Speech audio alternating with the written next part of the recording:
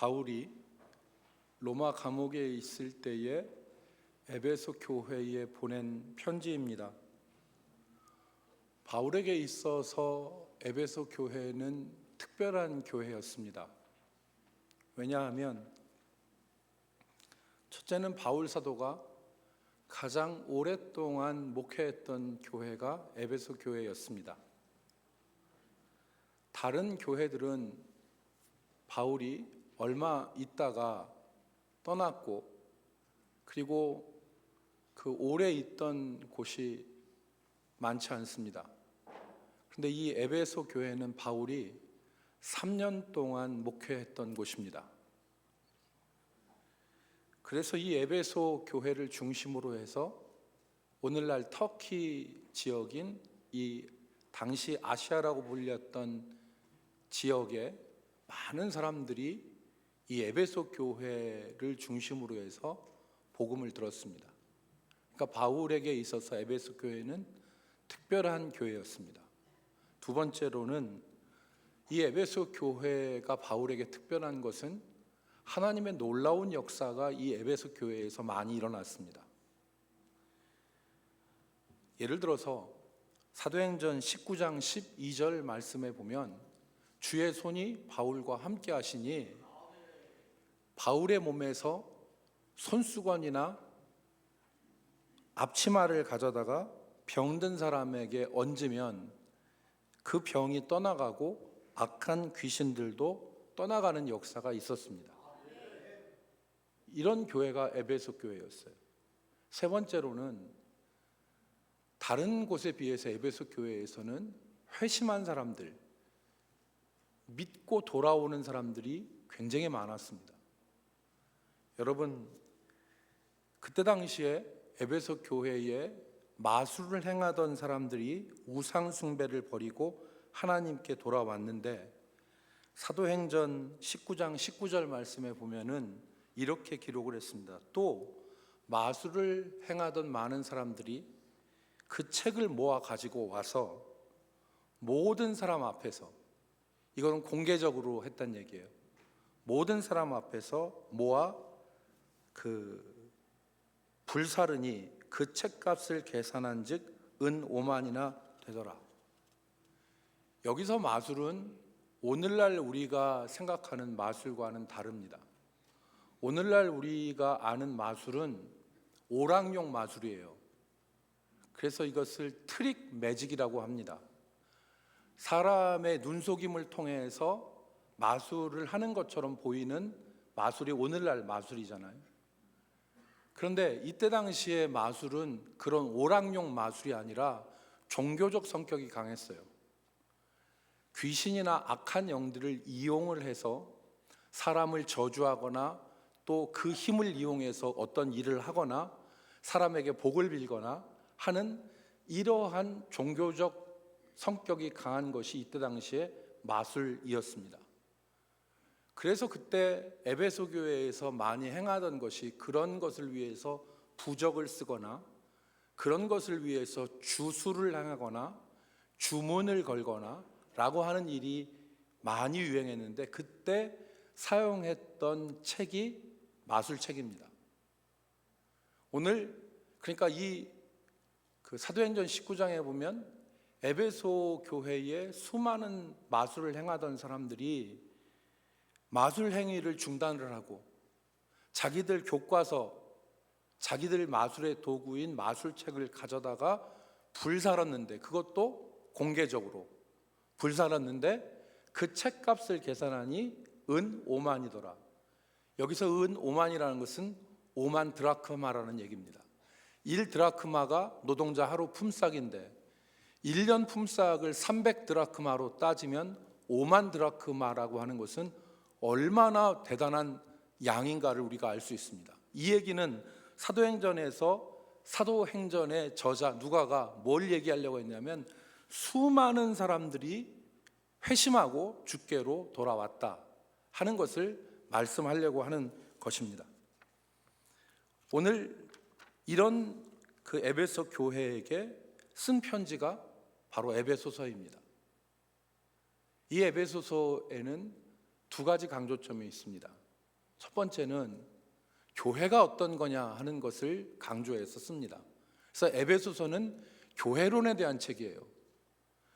너희가 우상숭배와 마술을 버리고 하나님께로 돌아왔는데 하나님께로 돌아온 이 교회는 어떤 곳인가 하는 것을 에베소서는 밝힙니다. 두 번째로는 그 교회의 하나님의 자녀가 된, 이전에는 진노의 자녀였지만 지금은 사랑받는 하나님의 자녀가 된 성도들의 변화된 삶에 대해서 말씀하는 거예요. 신분이 변화됐으니까 삶의 변화가 있어야지요. 그러니까 에베소서는 1장부터 3장까지는 어떻게 구원받았느냐 하는 것과 교회가 무엇인가를 얘기하고 있고, 4장부터 6장까지는 무엇을 얘기합니까? 그러면 어떻게 변화된 삶으로 살아갈 것인가. 그래서 특별히 오늘 우리가 읽은 5장은 하나님의 자녀가 된 성도들이 어떻게 살아가야 되느냐, 이걸 말씀하고 있는데, 오늘 말씀의 제목이 주의 깊게 바라보라, 이 얘기입니다. 주의 깊게 바라보라. 어떻게 하나님을 기쁘시게 하고 성도다운 삶을 살 것인가를 오늘 우리가 읽은 본문의 말씀에 보면은 지혜 없는 자 같이 하지 말고 15절에 지혜 있는 자 같이 하여 어떻게 행할지를 자세히 주의하여 그랬거든요. 이 원문은, 헬라어 원문은 어떻게 했냐면 정말 주의 깊게 바라봐라. 인생을, 너의 인생을 주의 깊게 한번 블레포라는 단어를 쓰는데 이건 보라는 뜻이에요. 블레포, 바라봐라. 너의 인생을 한번 바라봐. 그래서 너의 인생이 어떤지를 한번 바라보고 그것도 쓱 지나가지 말고 주의 깊게 너의 삶을 바라봐서 어떤 것이 하나님을 기쁘시게 하는 성도의 삶의 모습인가를 한번 바라봐라, 이 얘기를 하는 것입니다. 오늘 이것은 그리스도인으로 살아가려고 하는 우리에게는 귀한 교훈이에요. 오늘 어떻게 우리가 하나님의 자녀로서 살아가야 될 것인가를 고민한다면 오늘 이 말씀을 우리가 주의해서 들어볼 필요가 있는 것입니다. 사도는 에베소 교회에 무엇을 말씀했을까요? 오늘 두 가지를 말씀하려고 하는데, 첫 번째는 세월을 아끼라 그랬습니다. 세월을 아끼라, 이 말씀은 단순히 시간을 절약하라라는 의미가 아닙니다. 시간을 그냥 흘려보내지 말아라, 이런 얘기도 아닙니다. 세월을 아끼라 하는 말을 직역하면 시간을 구원하라 라는 뜻입니다. 시간을 구원하라. 우리가 죄에서 건짐받고 구원받았는데 지금 여기서 세월을 아끼라라고 하는 말은 시간을 구원하라는 말입니다. 즉 뒤에 있는 말처럼 때가 악하기 때문에, 이 시대가 악하기 때문에 그 악한 시대 가운데서 시간을 구원하라는 거예요. 즉 여러분, 헬라어에는 두 가지 시간이라는 용어가 있습니다. 첫 번째 헬라어에서 시간은 역대기적인 시간, 연대기적인 시간, 누구에게나 똑같이 흘러가는 시간, 그 시간, 크로노스의 시간이 있습니다. 두 번째 헬라어의 시간은 의미 있는 시간, 카이로스의 시간이 있어요. 흘러가는 시간이 아니라 나에게 의미 있는 시간으로서의 이 카이로스의 시간이 있는 거죠. 1948년 8월 15일, 이날은 다른 나라 사람들에게는 흘러간 시간일지 모르지만 우리나라 민족, 우리 백성들에게는 이 시간은 의미 있는 시간이에요. 왜냐? 일제 36년간의 지배에서 벗어나 해방을 맞이한 시간이기 때문에 이 시간은 우리에게 의미 있는 시간이고, 이 시간이 없었다면 오늘 우리는 존재하지 않았을 거예요. 그 시간이 카이로스의 시간이에요. 본문과 연결지어서 말씀드린다면 바울 사도가 에베소에서 보낸 3년, 그 시간은 흘러가는 시간이 아니었어요. 이 시간 동안에 바울은 에베소에서 어떻게 했습니까? 사도행전에 보면 사도행전에서 바울이 뭐라고 했습니까? 내가 3년간 여러분들에게 눈물과 겸손과 인내로서 여러분을 섬긴 것을 여러분이 아신다. 바울에게 있어서 이 3년은 그냥 떠내려가는 시간이 아니었어요. 눈물과 기도와 겸손으로, 인내로 교회를 세운 시간이었어요. 그 시간이 카이로스의 시간이에요. 그러니까 오늘 바울 사도는 무엇을 얘기하는 거냐면, 그냥 우리의 인생이 무의미하게 흘러 떠내려가게 살지 말고 하나님 앞에서 의미 있는 시간, 여기서 세월이라고 하는 것은 헬라어로 카이로스를 말합니다. 정말 의미 있는 시간으로 그 시간을 구원해라. 그래서 여러분들의 성경책에 보면 이것을 기회를 사라라고 나눠주에다 표시를 했어요. 그냥 떠내보내지 말아라. 여러분 어떻게 지내십니까? 하루하루를 어떻게 지내십니까? 흘려 떠내보내지 않으십니까? 요즘처럼 시간을 흘려보내고 시간을 죽이기 좋은 때는 없습니다. 이전에 TV를 무슨 상자라고 그랬어요? 바보 상자라고 그랬어요. TV 앞에서 가만히 TV를 보고 아무 생각 안 하면 사람을 바보로 만들기 딱 좋은 상자라고 해서 바보 상자라고 그랬습니다. 근데 요즘에는 TV만 있는 게 아니에요. 유튜브에, 인스타그램에, 틱톡에, 페이스북에 여러 것들이 우리를 시간을 흘려보내게 만들어요. 아무 생각 없이 시간을 흘려보내게 만드는 것입니다. 작년에 2024년에 영국의 옥스퍼드 대학에서 올해의 단어를 하나 선정을 했어요. 올해의 단어 2024년에 그게 뭐냐면 브레인 롯이라는 단어예요. 브레인 롯이라고 하는 단어인데, 이 롯이라는 말은 부패, 썩음을 얘기해요. 그러니까 뇌가 썩는다는 거예요. 뇌가 썩는다.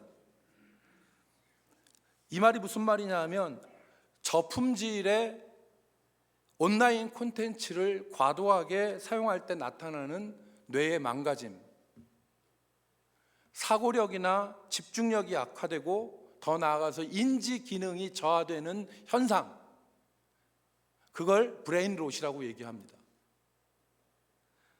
여러분, 아무 생각 없이, 우리가 그냥 아무 생각 없이 이런 미디어에 빠져 있으면 첫 번째는 생각을 하지 않아요. 생각을 하지 않습니다. 생각을 하지 않고 그냥 하루하루를 보내는 거예요. 사고력이 떨어집니다. 특별히 비판적 사고력이 떨어지죠. 그리고 심하게 될 경우에 연구 결과가 보고됐는데, 이렇게 미디어에 장기간 노출되어서 시간을 보내게 되어지면 그 사람의 뇌를 검사해 보면 약물 중독에 빠진 사람의 뇌와 똑같은 현상이 일어나더라.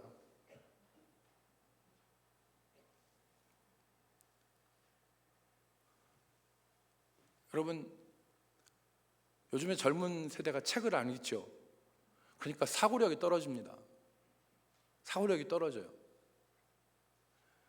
여러분, 기도하지 않고, 기도한다는 건 무슨 얘기예요? 생각한다는 얘기 아닙니까?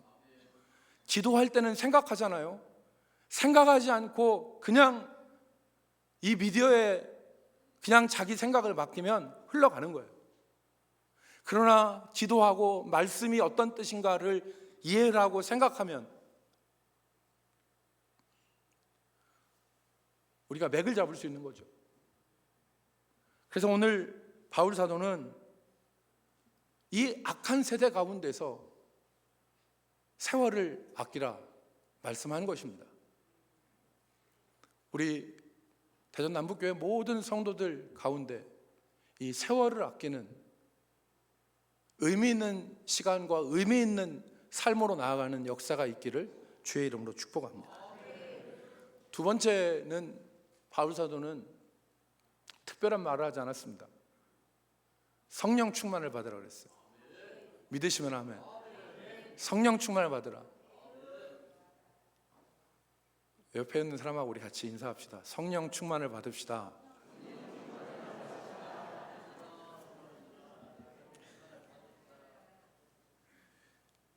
(5장 18절) 말씀에 술 취하지 말라, 이는 방탕한 것이니 오직 성령으로 충만함을 받으라. 여러분, 술 취하지 말라는 것은 단순히 알코올에 빠져 사는 것만 의미하는 것이 아니라 알코올이 우리의 생각과 정신을 마비시키는 것 같이 세상에 있는 것으로 인하여서 우리의 마음과 생각이 마비되지도 되지 않도록 하라라는 뜻입니다. 깨어있지 못하고 무감각하게 살아가는 것, 그걸 피하라는 말씀입니다. 예수님께서 이 말씀을 하셨어요. 누가복음 21장 34절에 너희는 스스로 조심하라. 그렇지 않으면 방탕함과 술 취함과 생활의 염려로 너희 마음이 어떻게 지고? 둔하여지고. 이 둔하여진다는 말은 술에 취해 있을 때와 같이 마비되어지는 현상을 말합니다. 그러니까 방탕함과 술 취함과 생활의 염려로 너희 마음이 둔하여지고 뜻밖의 그날이 덫과 같이 너희에게 임하리라. 대신 믿음의 성도들에게는 성령 충만을 말씀하였습니다. 성령 충만은 성령으로 채워지는 것을 말합니다. 그 마음과 생각이 성령으로 채워지는 것입니다. 술로 인하여서 마음과 생각이 마비되어지는 것과 달리 성령 충만은 하나님의 영인 성령으로 채워져서 성령의 감화 감동으로 인도를 받게 되어지는 것을 의미하는 것입니다. 우리가 성령 충만을 사모해야 될 이유는 바로 무엇이냐면 성령은 우리를 마비시키는 것이 아니라 우리를 강건케 하십니다. 에베소서 3장 14절로 16절 말씀을 우리 같이 읽겠습니다. 에베소서 3장 14절로 16절. 이러므로 시작. 이러므로 내가 하늘과 땅에 있는 각 족속에게 이름을 주신 아버지 앞에 무릎을 꿇고 비노니 그의 영광의 풍성함을 따라 그의 성령으로 말미암아 너희 속사람을 능력으로 강건하게 하시오며. 아멘. 바울의 기도인데 바울의 기도 가운데 나타나는 것은 뭐냐면 성령으로 말미암아 너희 속사람을 강건케 하시고, 그러니까 우리의 속사람이 강건케 되어지는 것이 성령으로 인하여 되어지는 것을 말씀한 것입니다. 술 취함이 사람의 마음과 생각을 마비시켜서 결국에는 방탕함으로 이끈다면 성령은 우리의 속사람을 강건케 하여서 성령의 감화 감동을 통하여 죄를 이기고 승리하는 역사를 우리 가운데 이루시는 것입니다. 그러므로 오늘 우리가 세상에 붙잡혀 있는 이런 술 취함과 방탕함에서 벗어나서 성령 충만 받기를 주의 이름으로 축복합니다.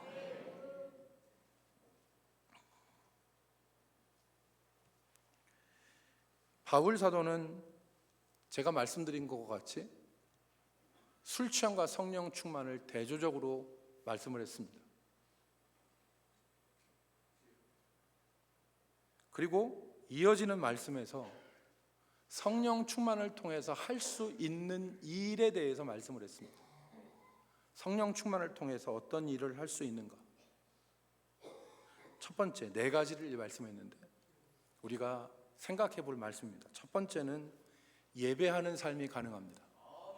성령 충만할 때 예배하는 삶이 가능합니다. 19절 말씀에 보면 시와 찬송과 신령한 노래들로 서로 화답하며, 이 화답한다는 얘기는 말하는 것입니다. 시와 찬송과 신령한 노래는 예배 가운데 사용되어지는 것입니다. 지금 본문에서 제가 지금 네 가지라고 말씀을 드렸는데 성령 충만의 이 네 가지는 다 걸립니다. 분사로. 성령 충만했을 때 어떤 일이 일어나느냐? 첫 번째는 시와 찬미와 신령한 노래로 서로 화답할 수 있습니다. 그러니까 이 말은 무슨 말이냐면 성령 충만할 때 예배다운 예배를 드릴 수 있고 성령 충만할 때 예배의 삶이 가능하다는 얘기입니다. 여러분, 오늘 우리가 성령 충만하지 않는데 하나님 앞에 어떻게 예배할 수 있습니까? 성령 충만할 때 예배할 수 있습니다. 하나님 앞에 온전히 나갈 수 있습니다. 두 번째, 성령 충만할 때 찬양하는 삶이 가능해집니다. 19절 하반절 말씀에 뭐라고 했습니까? 너희의 마음으로 주께 노래하며 찬송하며. 노래하는 거는 뭐고 찬송하는 것은 뭡니까? 왜 여기 노래하다라는 말과 찬송하다라는 말을 두 번 썼습니까? 왜 입술로 하지 않고 마음으로 얘기했습니까? 찬송은 입술로만 하는 게 아니라 마음으로 하는 것입니다. 주께 하는 것입니다. 여기 노래하다는 것은 우리가 실제 삶에서 하나님을 노래하는 것이고, 찬송하는 것은 하나님을 높이는 것입니다. 그래서 예배 때, 찬송은 예배 때만 하는 게 아닙니다. 믿으시면 아멘. 자기한테 다짐을 하세요. 찬송은 예배 때만 하는 것이 아닙니다.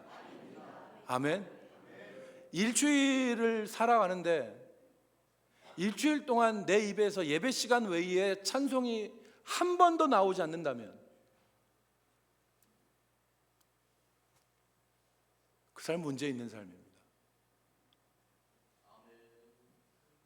일주일 가운데 내 삶에서, 우리의 삶의 한복판에서, 우리의 삶의 현장에서, 우리의 일터에서 성령 충만하면 찬송이 나오게 되는 거죠. 그 삶이 찬송하는 삶이에요.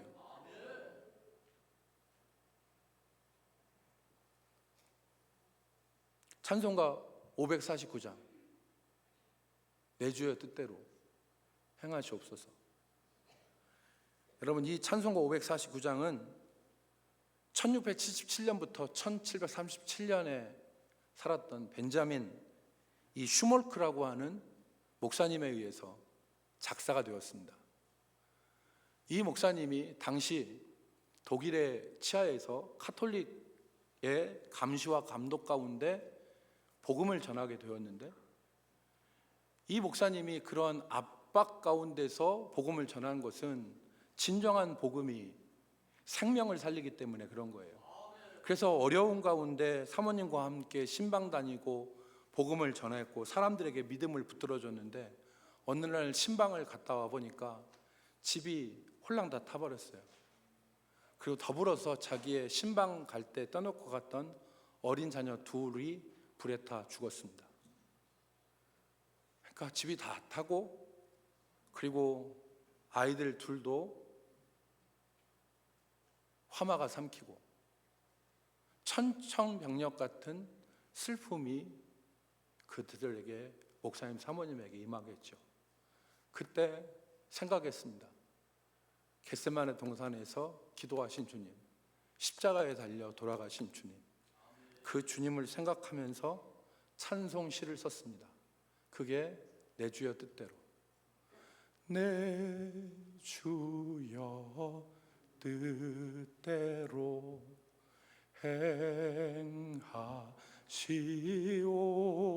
행하시옵소서.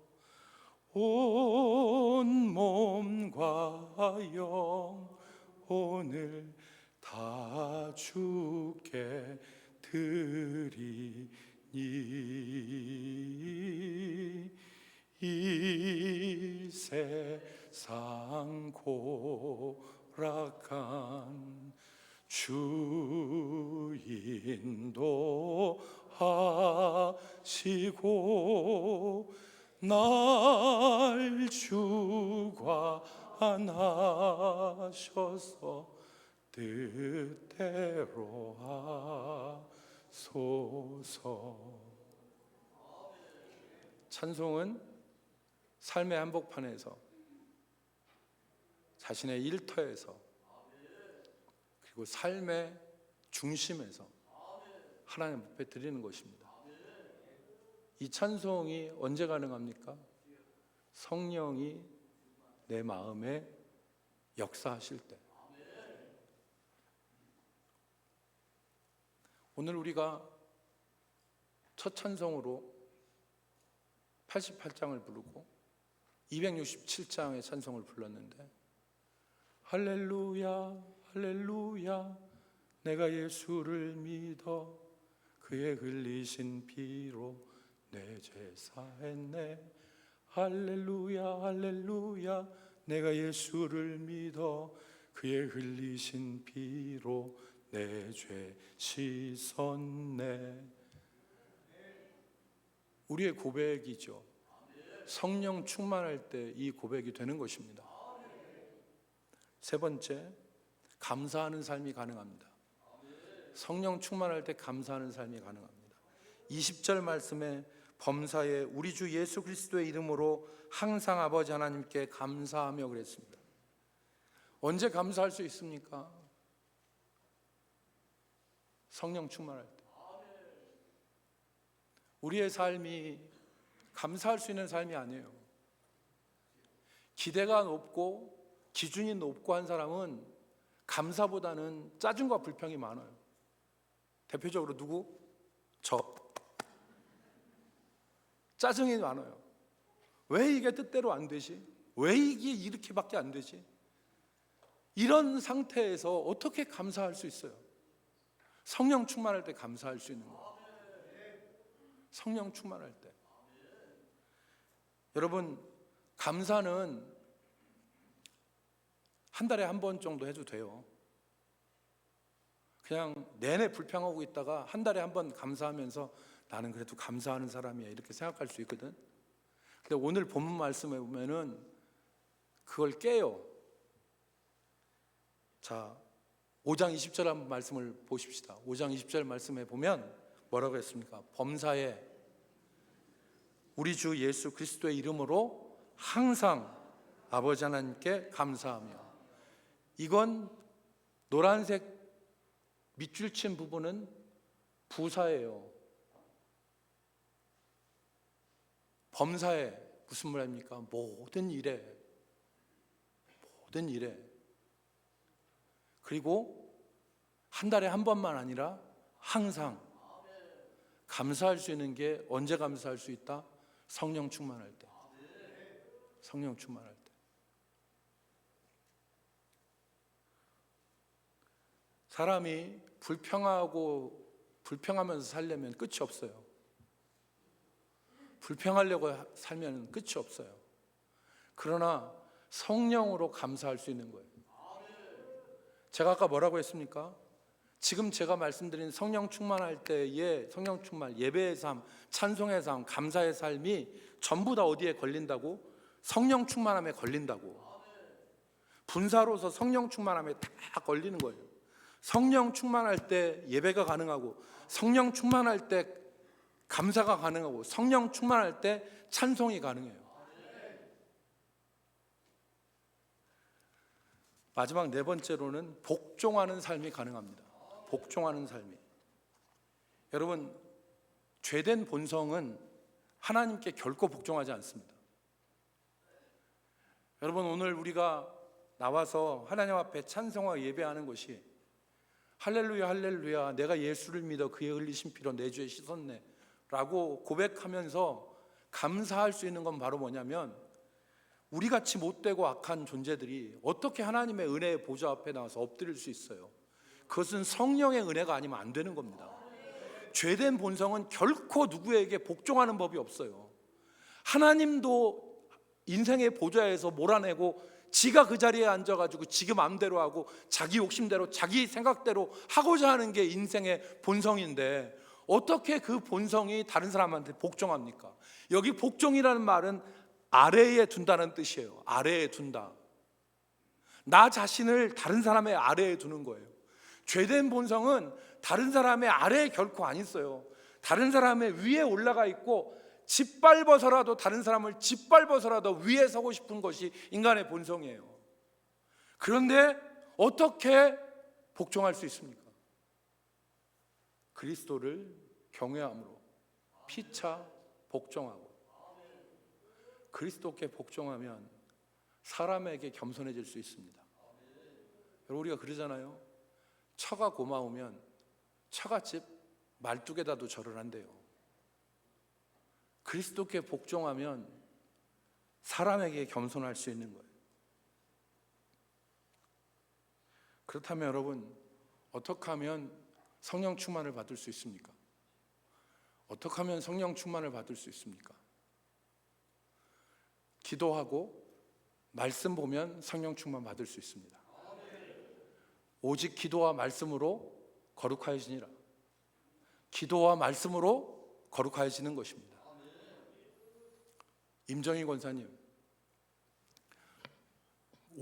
여러분 오해하지 마십시오. 내가 임정희 권사님한테 이 얘기를 묻는다고 해서 임정희 권사님이 그런 사람이라는 얘기가 아니에요. 임 권사님, 술 취하려면 어떡합니까? 임정희 권사님, 술 취하려면 어떻게 해야 되죠? 맞아요. 술 먹어야 술 취하는 거예요. 임정희 권사님, 물을 계속 마셔요. 아침에도 먹고 점심에도 먹고 저녁에도 마시고 계속 물을 마셔요. 술 취합니까? 안 취합니다. 콜라 계속 마셔봐요. 콜라는 물이 아니니까 콜라 계속 마시면 여러분 술 취합니까? 아니에요. 술 취하려면 방법은 뭐예요? 술 마셔야 돼요. 성령 충만하려면 성령인 역사를 자기가 호흡해야 되잖아. 기도하고 말씀 읽고 그러면 성령 충만해져요. 기도하고 말씀 받는데 성령 안 충만해졌다, 저한테 찾아오세요. 내가 보상해 드릴게. 기도하고 말씀 가까이 하는데 성령 충만 안 됐다, 저한테 오세요. 내가 보상해 드릴게.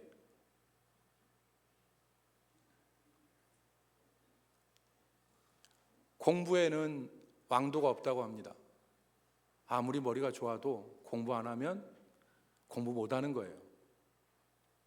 성령 충만해도 왕도가 없어요. 기도하고 말씀 봐야 성령 충만한 거예요. 여러분, 목사님이니까 장로님이니까 가만히 앉아 있어도 성령 충만할 수 있겠어요? 절대 안 돼요. 오히려 목사님, 장로님들한테 시험이 더 많아요. 기도하고 말씀 봐야 성령 충만한 거예요.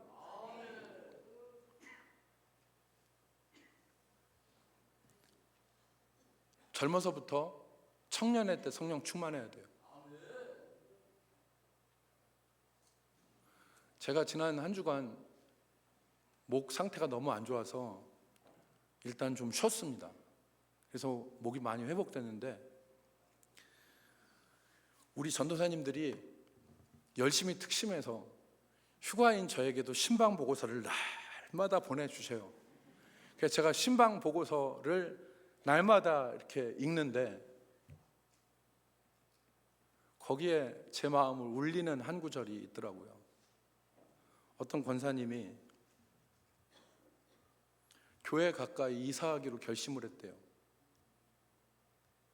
왜 교회 가까이로 이사하기로 결심했냐 하니까, 가지고 있던 신앙 이렇게 살다가는 다 팔아먹을 것 같아서 하나님 전에 나와서 기도하고 하나님 전에 나와서 가까이 신앙생활을 하고자 교회 가까이로 이사하기로 결단을 했대요. 여러분, 오해는 하지 마세요. 교회 가까이 온다고 해서 자동적으로 신앙이 좋아지는 게 아니에요. 그렇지만 교회 가까이 와서 교회 중심으로 신앙생활을 하고자 하는 그 마음이 얼마나 하나님 앞에 이쁘냐, 그 말이에요.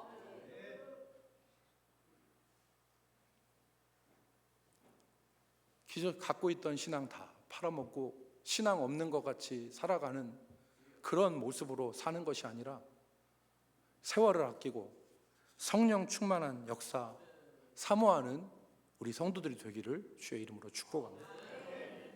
마지막으로는 성령 충만하고 세월을 아껴야 하는 이유에 대해서 말씀드리겠습니다. 범사에 유익이 많기 때문에 그래야 됩니다. 아까 제가 말씀드렸죠. 성령 충만하면 할 수 있는 일. 그런데 디모데에게 바울이 디모데전서 4장 7절로 8절에 이렇게 말씀했습니다. 망령되고 허탄한 신화를 버리고 경건에 이르도록 내 자신을 연단하라. 육체의 연단은 약간의 유익이 있으나 경건은 범사에 유익하니 금생과 내생의 약속이 있느니라. 여러분, 이 세상에 취해 사는 것이 아니라 이 세상에 취해서 그냥 떠내려가던 듯이 살아가는 것이 아니라 세월을 아끼고 시간들을 의미 있게 사용하고 그리고 성령 충만을 위해서 몸부림치면서 애쓰고 쓰고 할 때 거기에는 말로 닿을 수 없는 유익이 있다는 거죠. 그 삶을 우리가 살아가기를 주의 이름으로 축복합니다. 여러분 가운데 이런 분들이 있어요. 나 그래도 다 해볼 거 다 해봤어. 지금 세상스럽게 뭘 한다고 그냥 주일 안 빠지고 다니면 되는 것이, 이 정도로 생각하시는 분들 계실 줄 믿습니다. 믿는다고 하면 안 돼.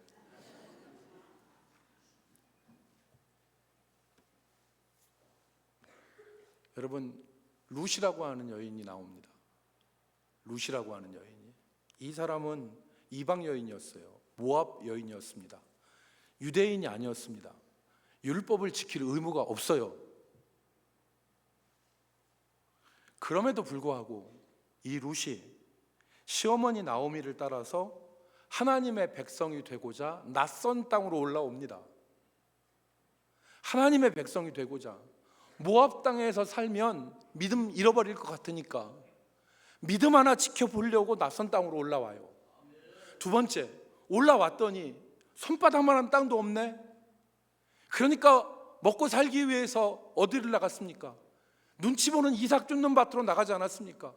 이삭 쫓는 밭에 가서 아침부터 나가서 쉬지 않고 일을 했어요. 안 그래도 되죠. 안 그래도 됐어요. 그런데 믿음 지키고 바로 살아보려고 이삭 쫓는 밭에 가서 이삭 줍고 하루 종일 일했습니다. 룻의 소망은 어떤 거였어요? 단순했어요. 소박했습니다. 먹고 사는 문제 해결하고 신앙 잃어버리지 않고 믿음으로 살아보려고 한 것, 그것밖에 없었어요. 그런데 하나님이 룻에게 어떤 복을 주셨습니까? 룻에게 은혜를 베푸시잖아요. 룻에게 은혜를 베푸셔서 보아스의 밭에 가서 보아스가 룻을 긍휼히 여기게 만들어요. 그리고 보아스를 남편으로 주세요. 가정을 주세요. 자식을 줬는데 그 자식 가운데 누가 태어났습니까? 다윗 왕이 태어나잖아요. 다윗 왕이. 그리고 그 다윗의 후손 가운데 예수 그리스도가 태어나지 않습니까? 룻이 이것을 상상이나 했겠어요? 꿈이나 꿔봤겠습니까? 기대를 했겠습니까? 전혀 못했다고 생각해요. 저는 아무것도 생각 못했어요. 룻의 소원은 단순히 믿음 지키고 먹고 사는 문제 해결하기 위해서 믿음으로 살아보겠다고 하는 것, 그거 하나밖에 없었어요. 그런데 하나님이 룻에게 기대할 수 없고 감당할 수 없는 은혜와 복을 예비해 두시고 허락해 두셨습니다. 룻에게만 그러겠어요? 아니에요. 성경은 특별한 사람이 아니라 하나님께서 이러한 복을 모두에게 허락해 두신다는 것을 증거하는 책이에요. 그러니까 룻만 그런 게 아니라고. 오늘 유목사가 믿음으로 살려고 애쓰고 하나님 앞에 바른 종이 되려고 애쓰면 하나님께서는 내가 생각하는 것 이상의 복으로 하나님께서 채워주시고 은혜를 주신다니까요. 여러분도 마찬가지입니다. 오늘 우리가 믿음으로 살고 성령 충만 받기를 애쓰고 하면 단지 먹고 사는 문제, 그리고 믿음 단지 지키려고 하는 그 소박한 각오와 결심에 하나님께서는 예비하신 은혜로 기대할 수 없는 은혜를 베풀어 주시는 것입니다. 성도 여러분, 우리의 믿음은 언제 끝납니까? 하나님 부르시는 종착 결승 테이프에 그때까지 믿음으로 달려야 돼요. 그때까지 신앙생활을 해야 되는 거예요. 오늘 우리가 세월을 그냥 흘려 떠내보내지 말고, 세월을 흘려 떠내보내지 말고 그 시간 가운데 카이로스의 시간이 될 수 있도록 붙들어 살고 성령 충만하여 예배의 삶, 찬송의 삶, 감사의 삶, 복종의 삶이 우리 가운데 이루어질 수 있도록 힘쓰는 우리 성도 여러분이 되실 수 있기를. 그래서 그 하나님이 오늘 이 시대에도 성령 충만과 세월을 아끼기 위해서 이삭 줍는 밭으로 나가는 이 시대의 롯들에게도 하나님께서 기대하지 못한, 예상치 못한 복을 예외 두고 계신다는 것을 확신하면서 믿음으로 살기를 주의 이름으로 축복합니다. 기도하겠습니다. 거룩하신 하나님, 연약한 우리를 붙들어 주셔서 세월을 아끼고 성령 충만케 하여 주옵소서. 예수님의 이름으로 기도 올리옵나이다. 아멘.